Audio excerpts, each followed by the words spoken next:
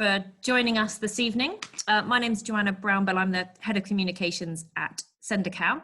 I'm also a long-standing Riverford customer, so it's absolutely brilliant to be joined by, I think, about 250 Riverford customers tonight, which is just great. And it's you guys, the customers, who've helped to support, I think, 15,000 families in the Rakai district, which was the last project that Riverford supported off Send a Cow. So I just want to start off by saying a huge thank you for that.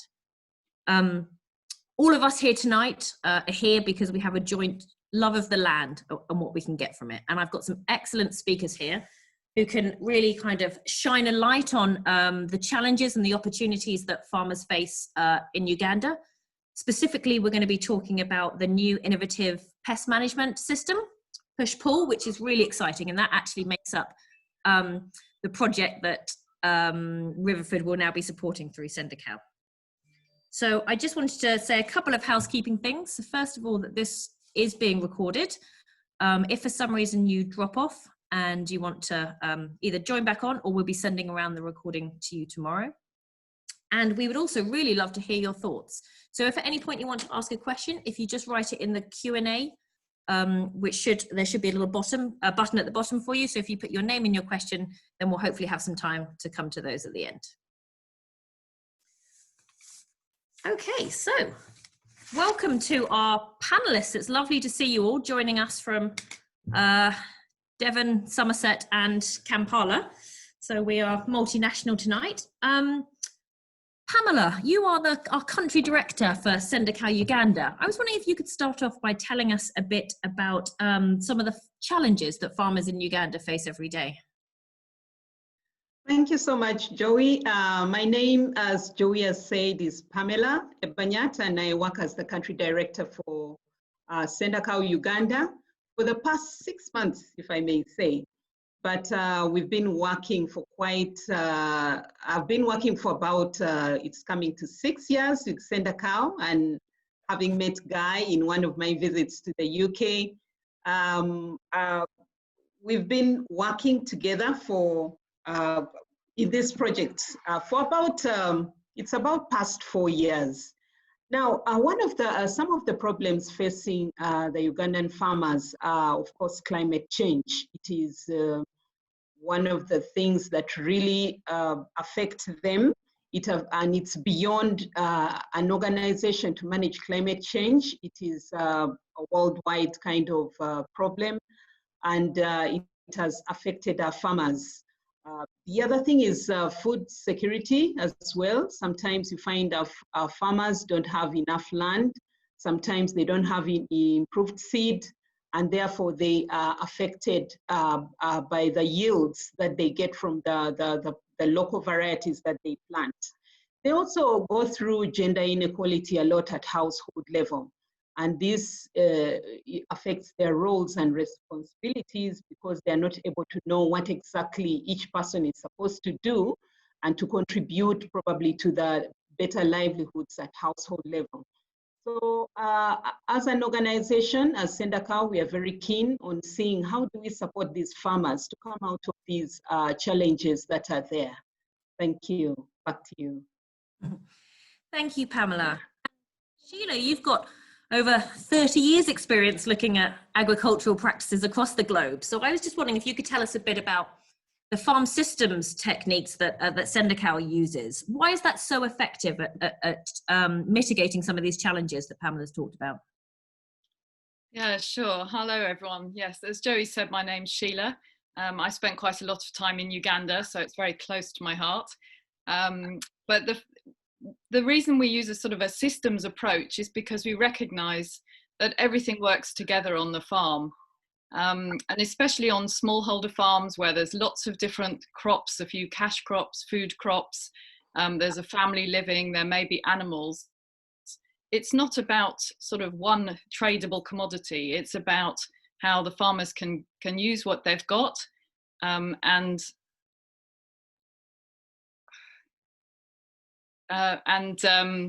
sorry, I had a glitch there. And we start working with them with what they've got, and then we look at how the whole system works together.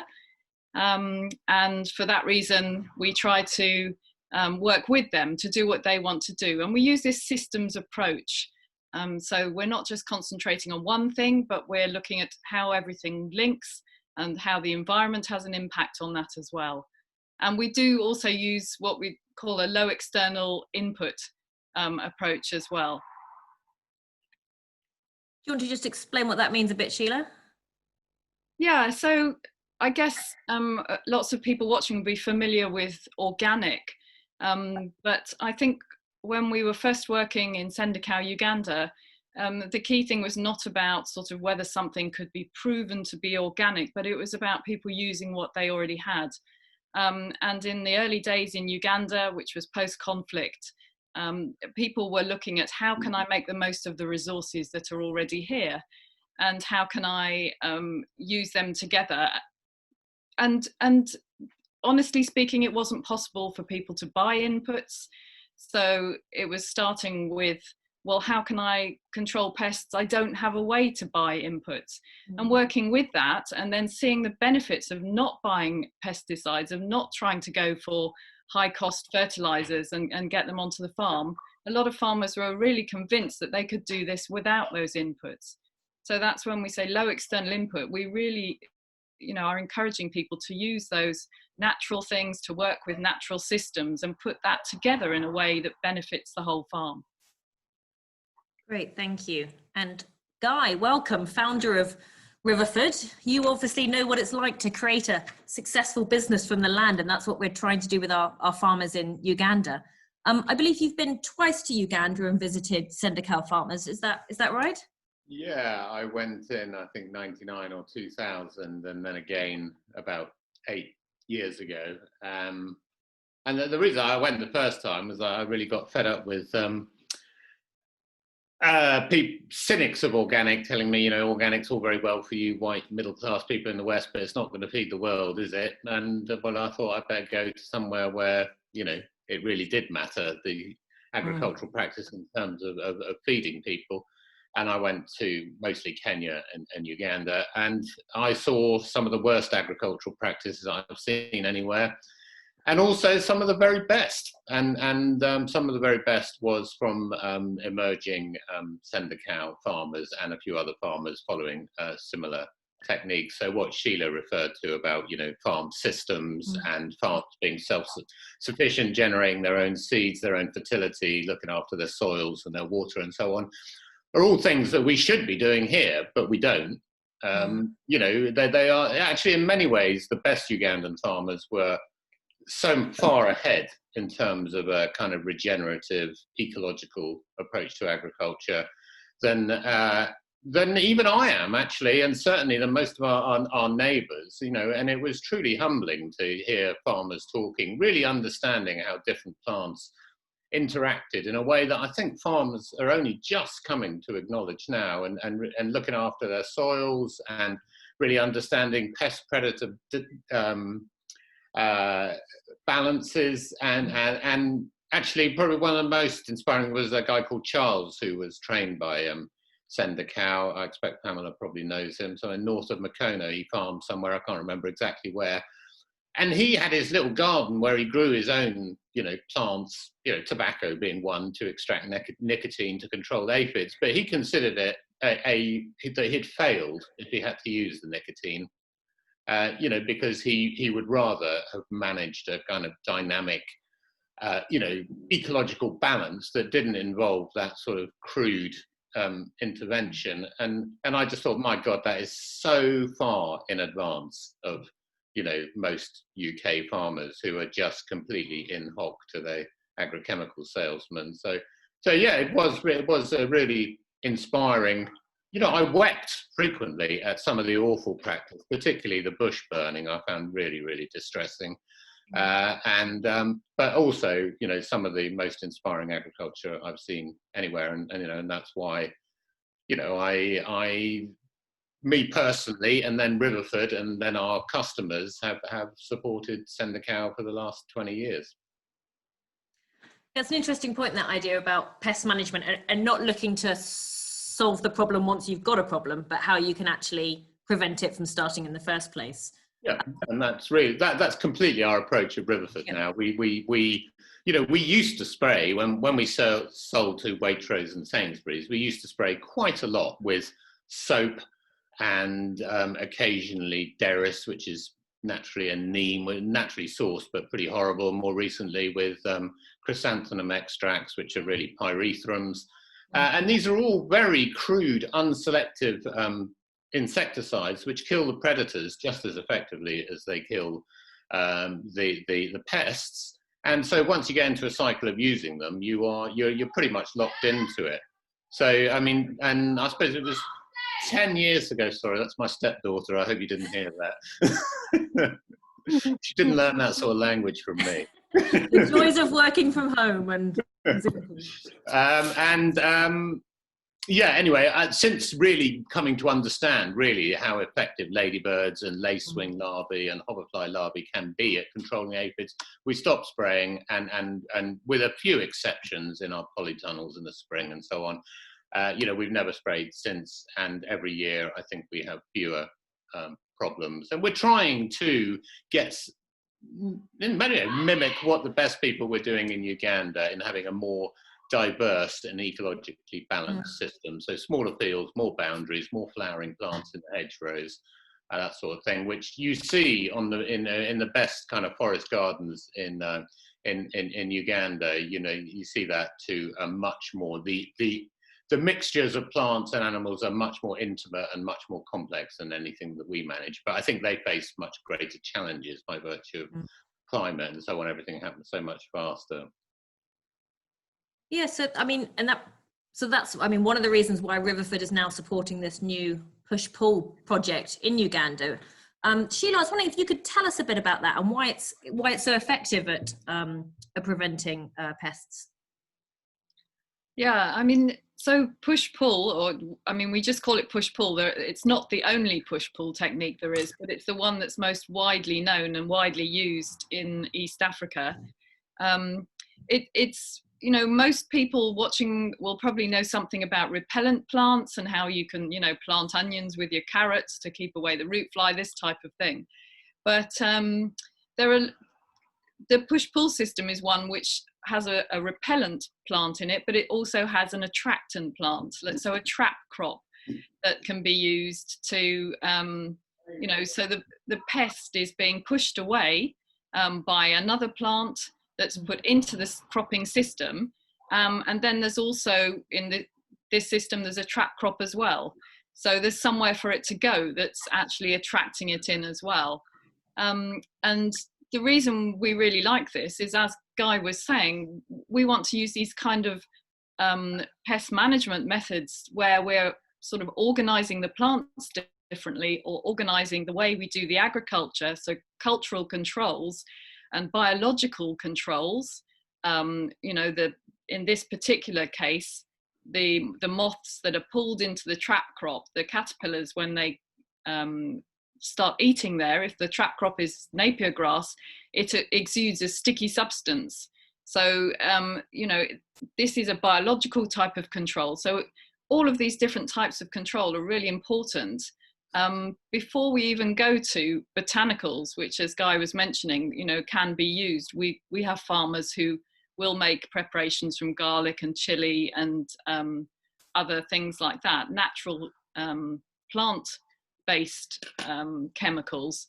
But we don't really want to get there either. We would much rather be able to go to farmers and say, if you can organize your field in this way, you don't have to reduce the spacing of the maize. You can plant it at the normal spacing.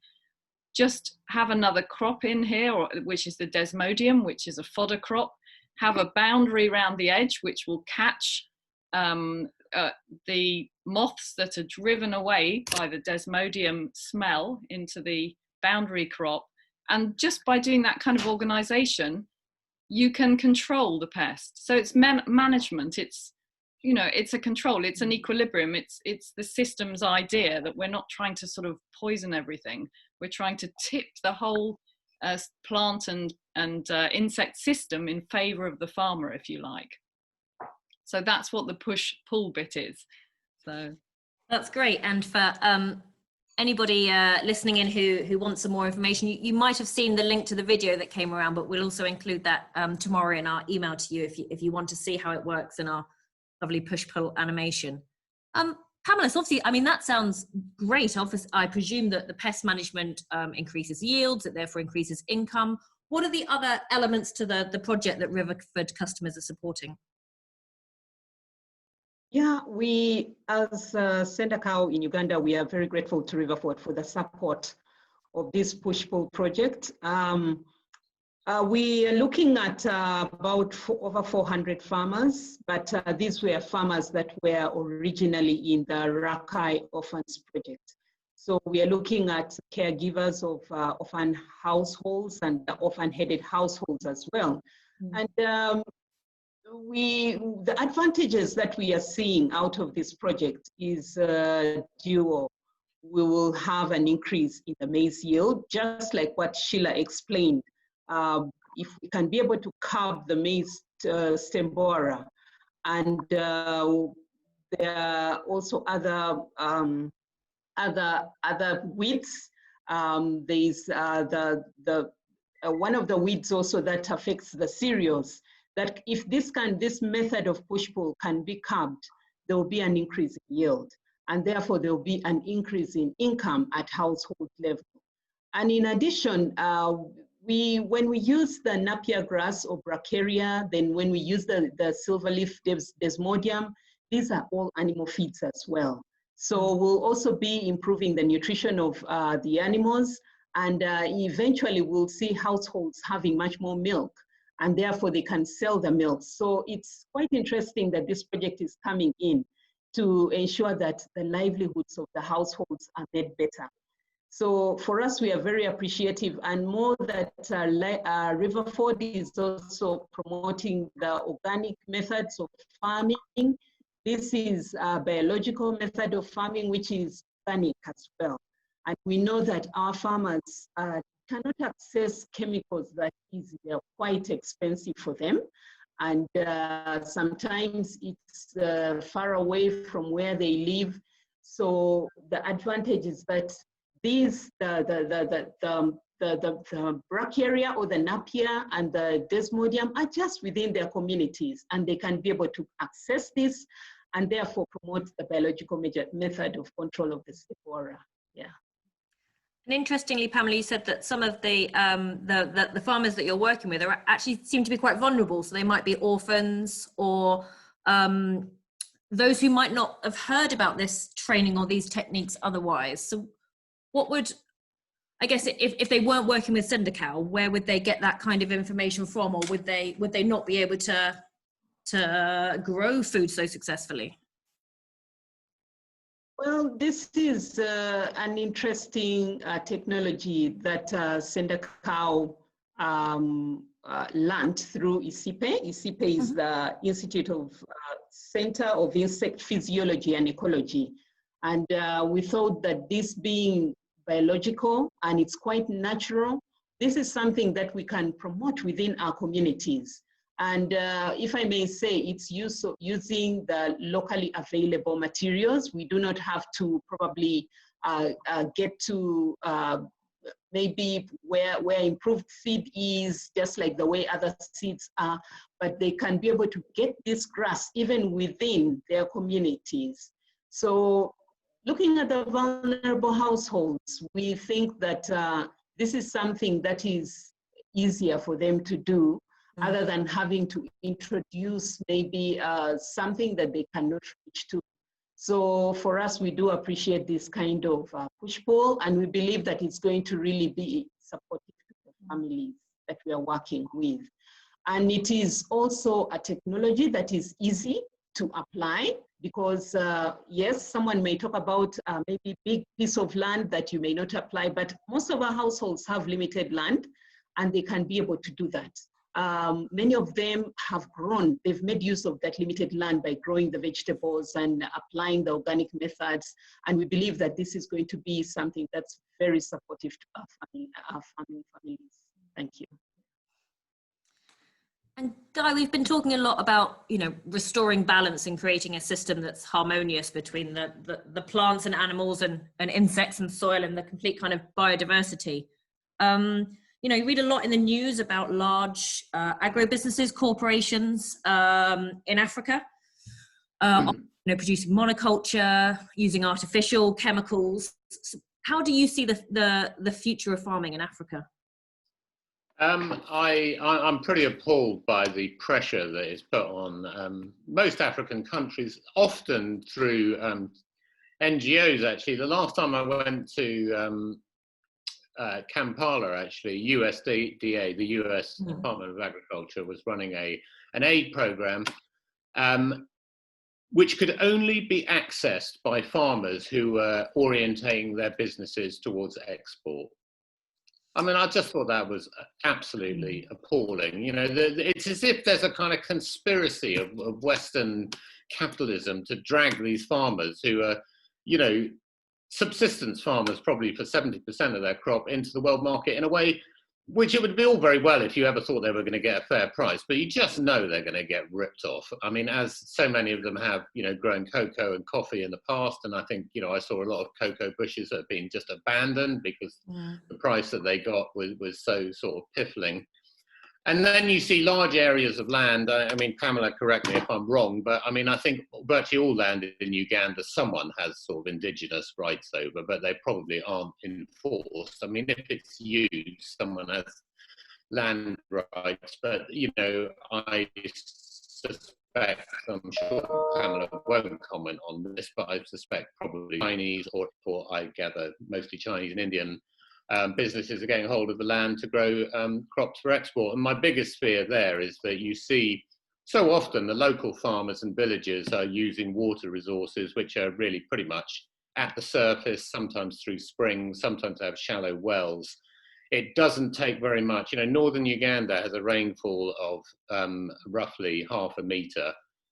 You know, it doesn't take someone putting down a borehole. You know, you can easily go down 300 feet with a borehole, you know, probably cost you about 10,000 quid or something, and lower the water table and dry up everyone else's water with absolutely devastating impact. So, you know, I do view that, you know, the land grabs from, you know, I mean, of course we've done it. And you go to Kenya just next door, and all the best land around Lake Naivasha and Mount Kenya is used by, you know, expat-owned businesses growing flowers and peas and beans, you know, for export. So I don't think we can really climb on any sort of moral high horse over this, but I do think it is very regrettable when there are people going hungry and people suffering food insecurity, you know, in sub-Saharan Africa. I mean, Uganda that Send a Cow are promoting. I mean, Uganda could feed itself, you know, from what I saw, 10 times over, you know, probably feed all its neighbors as well. You know, if it's not that we need any new sort of technology, GM crops or pesticides, or we just need the best techniques which are already in existence to be used more broadly, you know, plus there to be stability and absence of corruption, absence of wars and so on, and address the sort of gender issues which Pamela alluded to earlier. But, you know, these are not, you know, they're all things that are within our grasp now. They don't require any, you know, the Bill Gates Foundation to fund some sort of technological research to find a GM banana or something. These are all things that exist now that could be applied if only we could organise ourselves better. Sheila, what's your view on that? Yeah, no, I think you're right. One of the things that strikes me, though, is that many people don't actually have access to some of the information. So, you know, take push pull. It's a way of organising plants, but it was found out, you know, the actual specific volatile chemicals and you know, the underground mechanisms were discovered at a research centre. And there's sometimes such a disconnect between people being able to access information. And I think perhaps that's the role that NGOs and others should be taking now, is to try and link together bits of information, useful practices, helping build up farmers to be able to share with other farmers.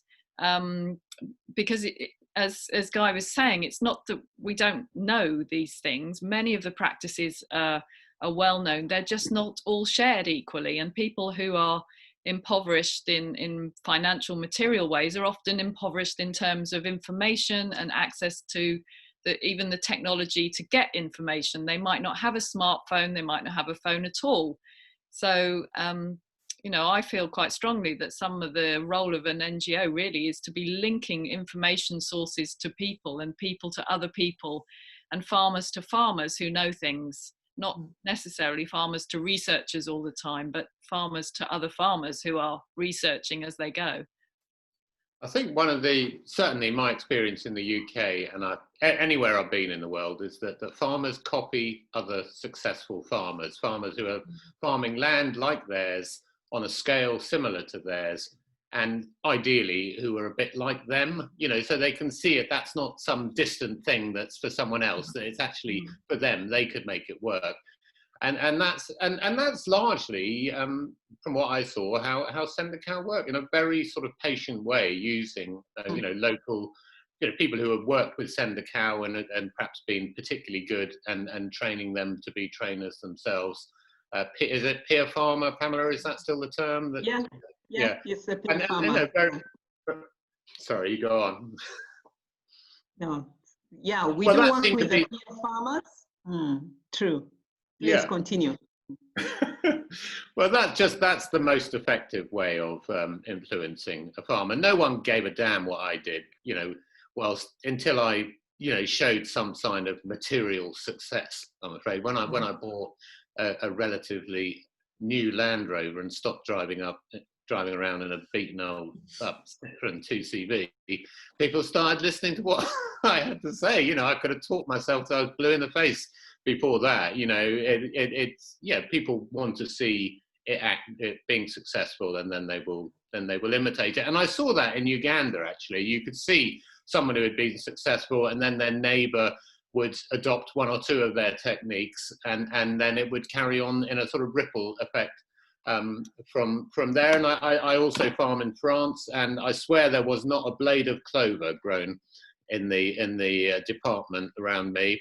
I've been there for 10 years, and loads of my neighbours are growing clover now. You know, so which is quite gratifying to see. They're not organic farmers; they can just see that they can grow as much fodder for their cows, you know, and not use nitrogen fertilizer. So, you know, imitation is the best way of spreading these practices.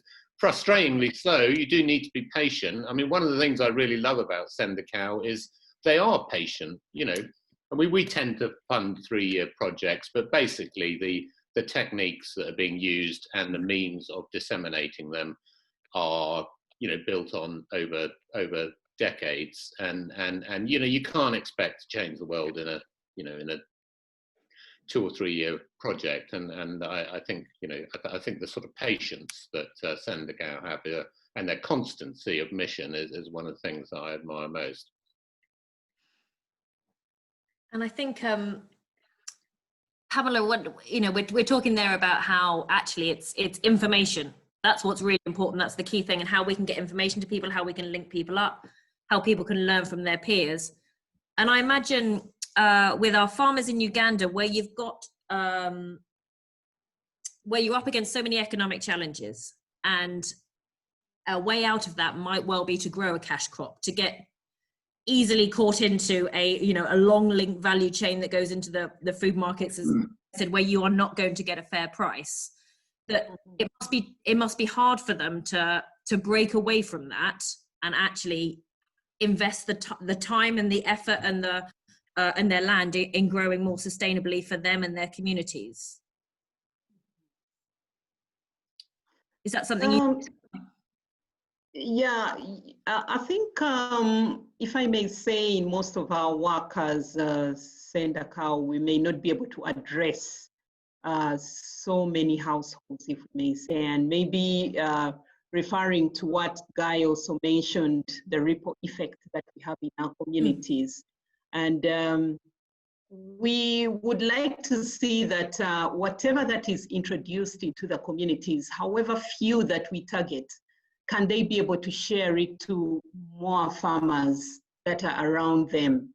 they're usually tasked that can you get 1 or 2 farmers or even more, and if whoever gets the improved knowledge or maybe improved technique of working, they should be able to pass on. And that's why Sendakau talks about passing on the gift. And because it is something that is good for the community, we know that that ripple effect should be able to reach out to as many as possible. But more so, we have the peer farmer trainers or the community resource persons that remain in those communities even when Sendakau moves out. And they're the go-to people who are able to provide basic knowledge and carry out linkages for the other members of the communities that are there, and guidance as well. So if maybe they see something interesting that they could be able to pick up as a community, they would then get to the go-to people, the community resource people, who can then get further to the maybe the district, the local government technical specialists who are able to get by and help the communities. So much as Sendakau reaches out to a few farmers, we believe that the multiplication effect, the ripple effect is able to reach as many as possible. And that's how we have managed with some of our work in the communities. And lives are being changed. And you know, one of the things that I mentioned earlier about the gender aspects, sometimes as NGOs, what we do, we ignore the gender aspects, and we feel that probably the inputs should provide a solution, but that may not be the case. The best is to ensure that communities and households understand where their challenges are and how they can be able to address those challenges, and who they can link up to if they have maybe gaps in their knowledge and new opportunities that come their way. Thank you.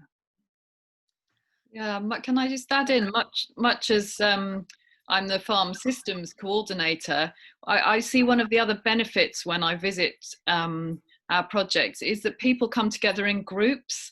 So as well as having the benefits of learning agricultural technologies, they have people who are learning with them, and they talk to each other and they share, and they also sort of form a network of their own. They, you know, in NGO terms, they increase their social capital. You know, they're making more linkages, they're finding other ways to connect to other people, and those groups persist often well beyond the lifetime of a project, and they form into associations in the community that then also are able to look at other things.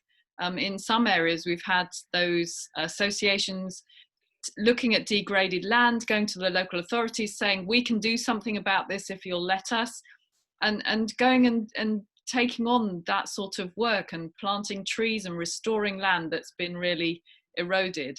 So I think that sort of group and community networking is also a big part of what I see people really benefit from in the project areas. I was just going to ask about, Guy talked about how you've changed some of your pest management techniques, and about really how farming is, learning and testing and trying.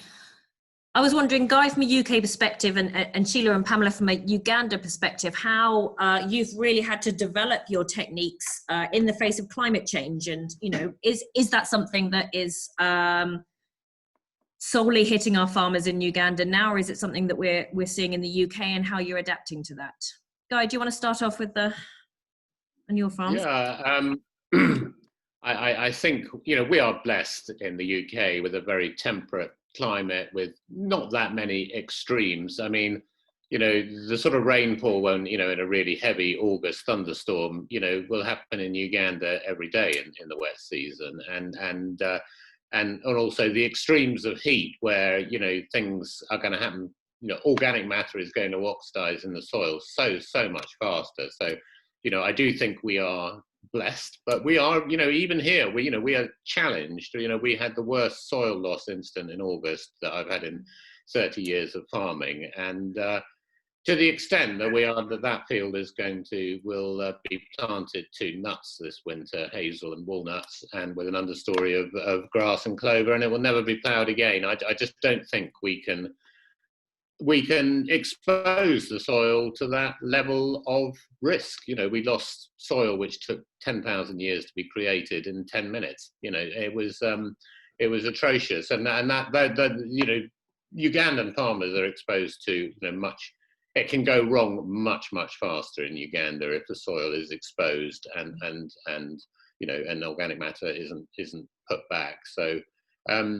And you know, the climate is changing. The nuts that we will be planting will be from southern France. Actually, there'll be some UK grown varieties, but you know, working with the permaculturist Martin Crawford, I mean, his advice is that we should be looking to the sort of Pyrenees really as the seed sources for our trees now, because he reckons most of our English oaks are going to be dying in 50 years' time. I mean, possibly sooner. I mean, it's a pretty depressing scenario, but I do think even in the UK we do need to be thinking, you know, about, you know, how the sort of agriculture that will be more resilient. And you know, we don't really know what's coming in the UK, but we know that the extremes are going to be more frequent. Extreme weather events are going to be more frequent, and soil loss is going to be more of an issue. And you know, agriculture has to change. And some farmers, I would say probably 50% of the new generation of farmers are acknowledging that. The Oxford Farming Conference was, you know, focused on soils last year. That, you know, that would never have happened 20 years ago. But there are still, you know, the vast majority of farmers are still raping their land with no thought to what it's going to be like in 10 or 20 years' time. You know, they are, you know, the organic matter levels are going down and down and down. You know, the diversity of, you know, fauna and flora, mycorrhizal fungi and bacteria in the soil are just going, and you know, it's a spiral downwards, which you know, it needs to be addressed urgently. I would say. I mean, if I can just say a little bit about Uganda, and then I'll shut up. But you know, my first trip 20 years ago, you could drive from my friend Timothy's farm to Lake Victoria through forest, and it was a beautiful drive, and there'd be occasional clearings with crops being grown. When I went back, I think it was about 8 or 10 years ago, there was the occasional tree. I mean, you know, we can't, you know, it is very distressing to see the rate of deforestation and the soil loss and soil degradation that will go with that. I mean, sometimes it's deforestation to grow crops. I mean, all too often it's the bush being burnt to make charcoal, or occasionally to aid hunting, or often I wasn't sure why, you know, the fires that I saw were burning, but I mean, I just find it so distressing. The climate is changing in Uganda and Kenya. I think it's probably particularly in the north, it's getting drier and hotter, and crop failures are more common. The rains fail more often, so my friend Timothy tells me. And you know, that is a real worry for people who, this isn't a matter of whether you can go on a skiing holiday or send your kids to public school. This is a question of whether you can feed your children, you know, and, you know, that is a real worry, you know, the whole food security issue. My one aspect of concern about push-pull project is maize. I really am a bit skeptical whether that is the best crop to be encouraging farmers to grow, because it is very vulnerable to pest pressures, as Pamela has always said. And are very vulnerable to failing rains and declining soil fertility. Maize is not good for the soil. I mean, certainly not in the UK, and I'm pretty sure it's not good in Uganda. And I know that people love to eat it, and you know, culture is a huge sort of shaper of you know, of what happens in the kitchen and thereby what happens in the fields. But I do have some concerns about the reliance on maize. Okay. I mean, that's an interesting point you pick up there. And I mean, most of our farmers, I mean, Pamela can say more, you know, are growing a variety of things. So there'll be maize, there may well be some cassava. In the north of the country, push-pull works equally well with sorghum. So there's sort of a drier scenario version of push-pull. But we're encouraging people to grow diverse food crops on their farms, because many of the projects encourage people to look at the family nutrition and to start planning from there, because I guess unlike most farmers in this country, it's still about feeding your family from your farm. and then feeding the community, which, you know, is the next layer out, if you like. So trying not to feed, you know, send peas to Waitrose or whoever, but more looking at what do we need locally.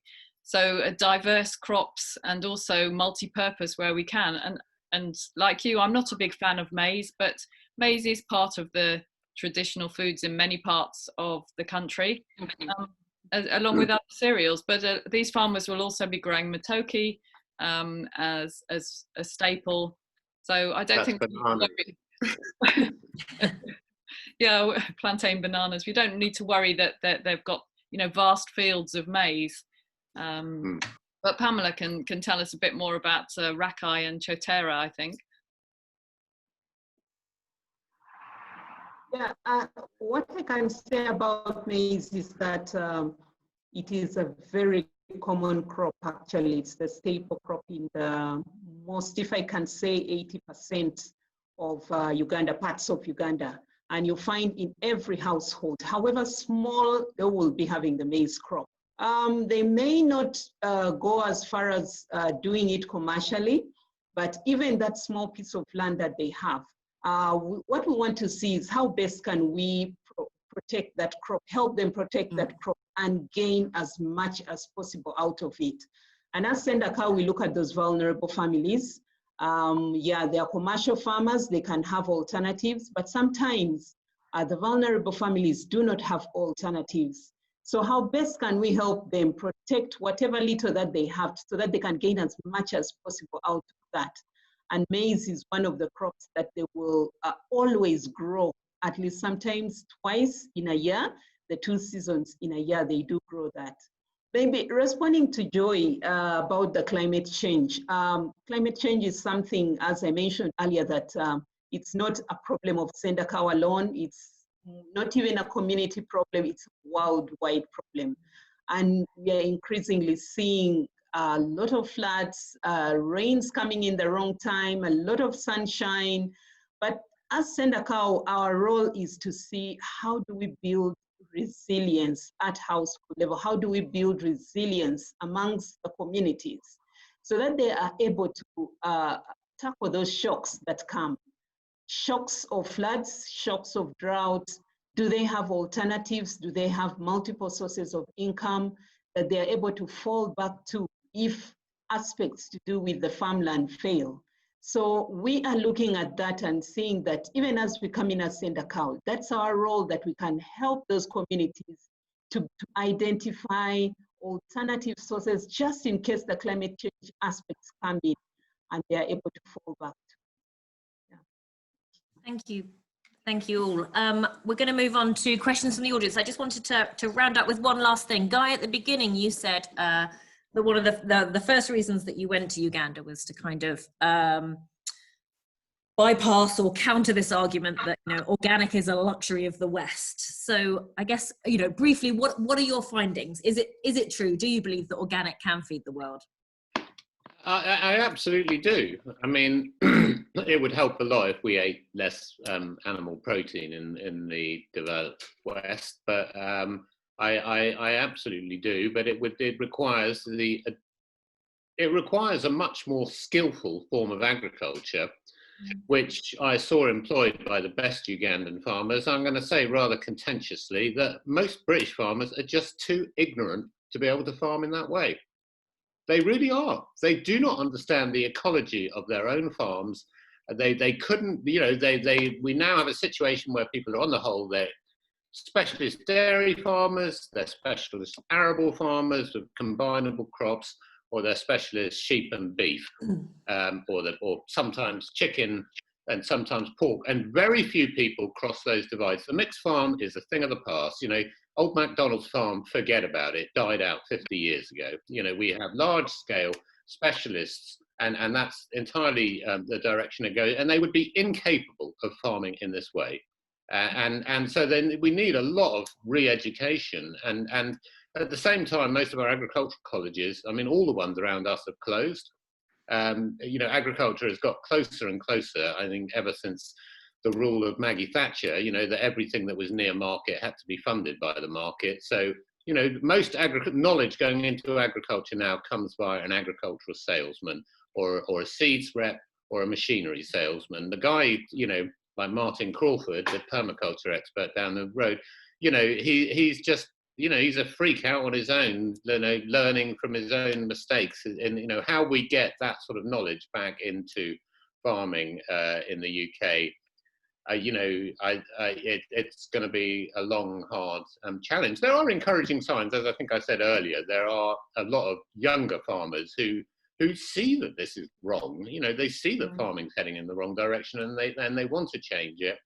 And you know, in conferences that I've been to, where there would have been 20 years ago, would have just been a bunch of, you know, hairy organic farmers, you find that there are lots of conventional farmers there, you know, really, really listening. And so there are encouraging signs, but, you know, whether we will be able to achieve the changes that we need to with such low food prices, when, you know, in the UK, 0.6% of GDP goes to farmers now.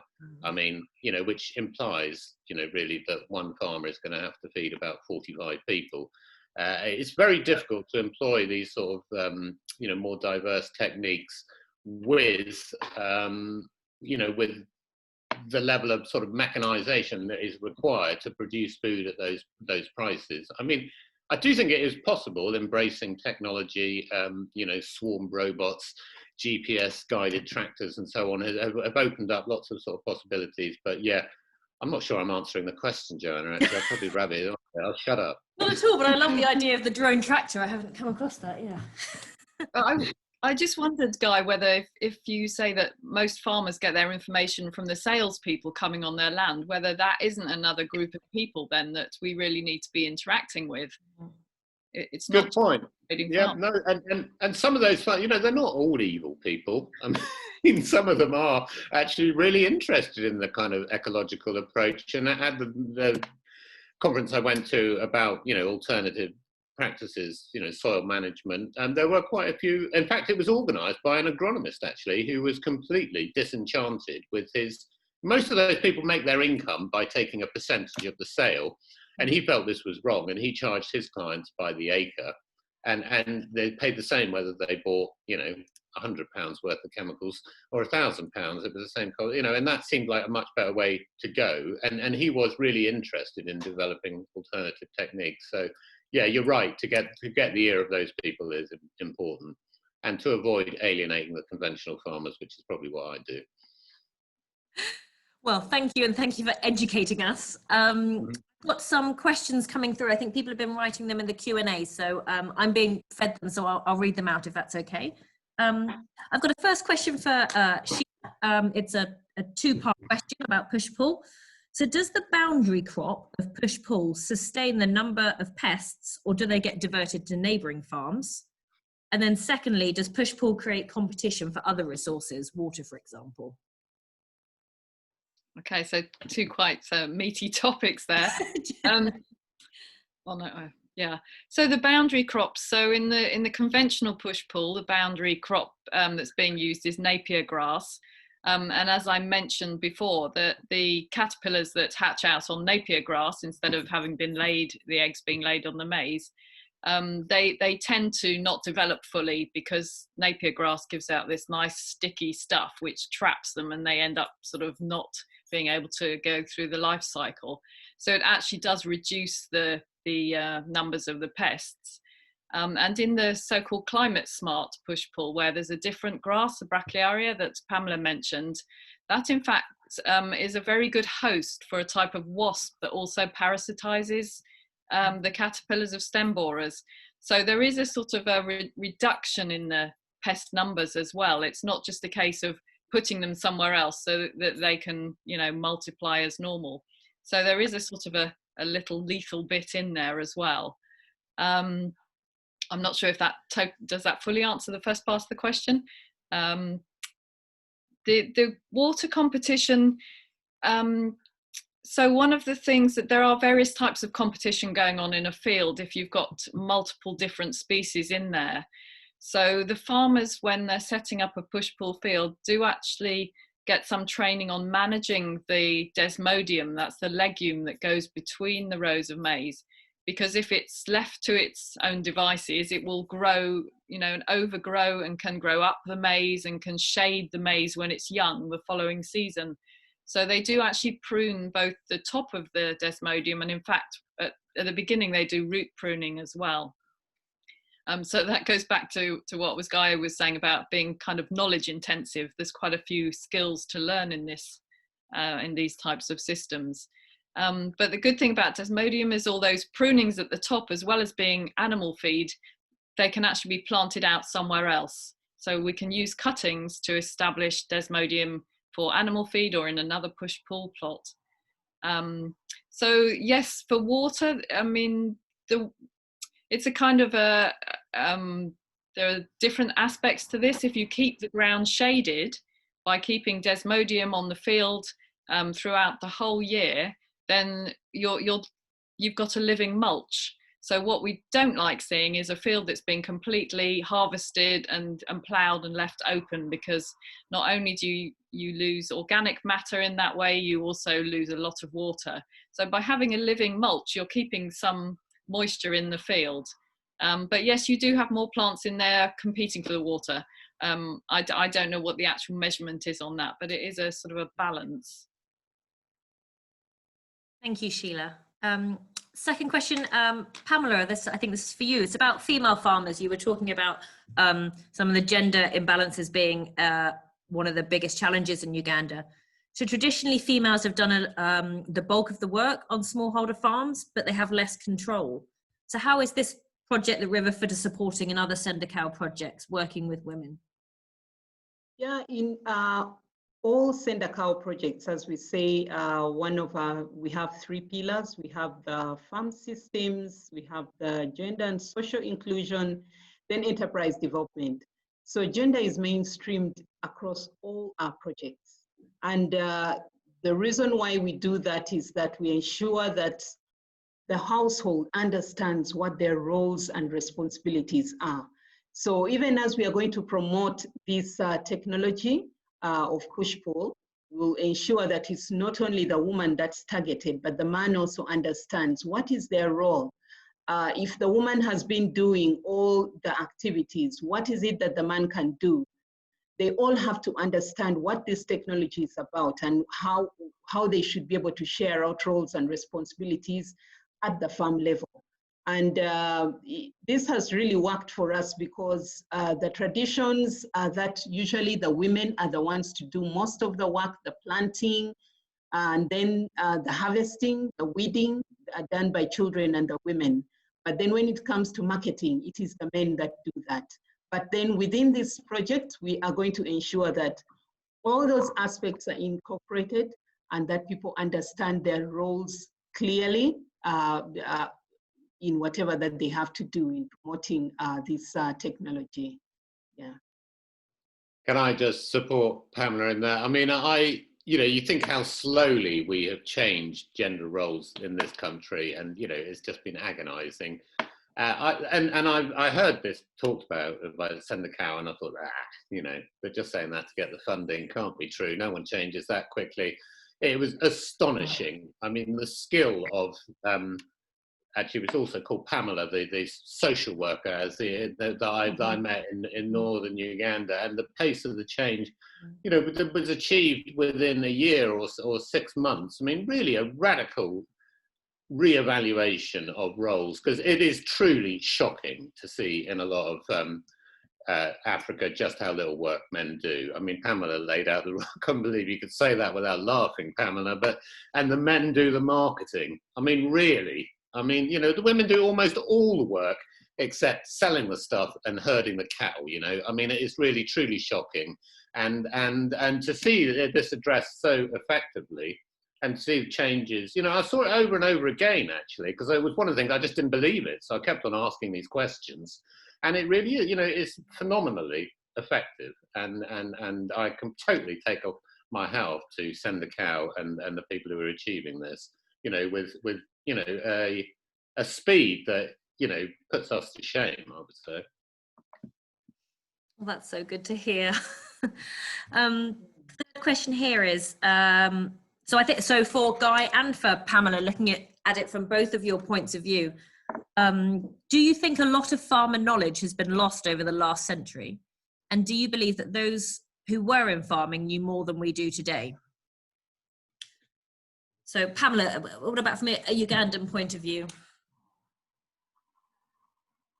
Well, even when we get into communities, we do not kind of like rubbish the knowledge and skills that are within communities. But the way Sendakao works is that we build on the existing knowledge that is there, because the farmer can tell you, sometimes we have our extension workers that are a lot younger than the farmers, and someone will tell you, I've been in existence more than 30 years, even more than before you were born. How can you tell me this kind of knowledge? You think, what was I doing all these years? So the best thing we do is, that's why we have the social workers, is we need to find out what is it that the farmers have been doing, what is it that has worked that we can build on, what is it that is still lacking that we can improve, so that we ensure that we work together and they own whatever that is introduced to them through the knowledge, improved knowledge and skills that we give them. So we want to work together with the farmers to ensure that they understand whatever new thing that is introduced to them. So they've not been wasting time. Farmers have been working, but even as we come in, we're just trying to improve whatever that has been going on for all these years. Thank you. Guy. Yeah, well, certainly in the UK, you know, when I look at my father, who didn't come from a farming family, but he was a mixed farmer, and he was, you know, reasonably good at, actually he was pretty awful with sheep, but he was pretty good with pigs, he was very good with cows, and he grew grain reasonably successfully, and also had chickens, actually, which my mum looked after earlier on. So, you know, incredible range of stuff. And, you know, now it is, well, my brother's taken over the farm, and, he, you know, he runs it incredibly well, but he is much more of a businessman, I suppose. And, you know, it's really a specialist dairy herd. And, you know, he looks after the infrastructure of the cows and makes sure that he gets the rent from the barns that have been developed and stuff. It's a kind of farming business, and probably as a businessman, he's much better than my father, but his range of knowledge is much more confined. I mean, really, to a really huge degree. And you know, the people I meet who grow vegetables, yeah, they might be incredibly good at growing a narrow range of vegetables, but they don't even know about the other vegetables, let alone the animals that you'd have to keep to generate the fertility to put back on the land. And so, yeah, no, there has been a huge loss of knowledge. I was a bit bemused going to Uganda. I think, you know, why do they need Sendakao? I mean, surely these people know. These are, you know, rural agrarian communities. Surely they know how to grow their food. They must have been doing that. And I'm not sure that I really did get to the bottom of what, but, you know, the disturbance of war, you know, northern Uganda, you know, had a 20-year war, and the Gulu district running up towards the Sudanese border. It's, I think, you know, people have been in camps for 20 years, and I think a lot of those skills had been lost. And of course, HIV has, you know, reaped an incredible, you know, loss of the most productive members of, you know, age groups and so on. And I think sort of skills have been lost there as well. But there is certainly a need to, you know, and just like there is in the UK, there is, you know, a skill gap. Thank you. I'm afraid we've run out of time to answer any more questions tonight. If you've put your full name next to your question in the Q&A, then we'll be able to follow up with an email. But if not, if you have anything else that you think of over the next few days, do get in contact with us. We will be sending out an email tomorrow with a link to this recording, and so you'll be able to talk to us about anything further that you'll be interested in. I just wanted to, I guess, sort of finish off thinking about that point, Guy, that you made about, you know, Uganda really does have the possibility to feed itself, and possibly, you know, 10 times over.